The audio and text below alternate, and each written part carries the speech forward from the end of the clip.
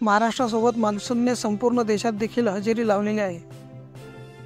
पंजाबपासून मणिपूरपर्यंत मुसळधार पाऊस बरसताना आपल्याला दिसत आहे। अनेक ठिकाणी पावसासाठी पोषक असे वातावरण तयार होत आहे। त्यामुळे पुढील 24 तासांमध्ये जोरदार पाऊस पडण्याचा इशारा हवामान विभागाने दिलेला आहे।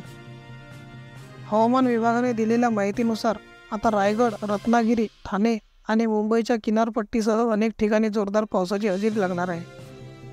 त्याशिवाय सातारा, सांगली, कोल्हापूर आणि नाशिकच्या घाट माथ्यावर देखील पाऊस पडण्यात आलेला आहे। तसेच विदर्भात पावसाचा येलो अलर्ट हवामान विभागाकडून जारी करण्यात आलेला आहे।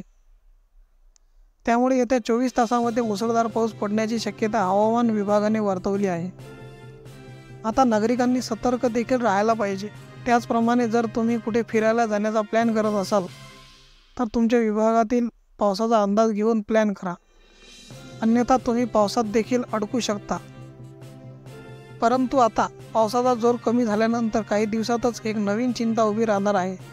ती म्हणजे पुन्हा एकदा आपल्याला दिवसाची ऊन पाहायला मिळणार आहे। त्यामुळे शेतामध्ये ज्या शेतकरी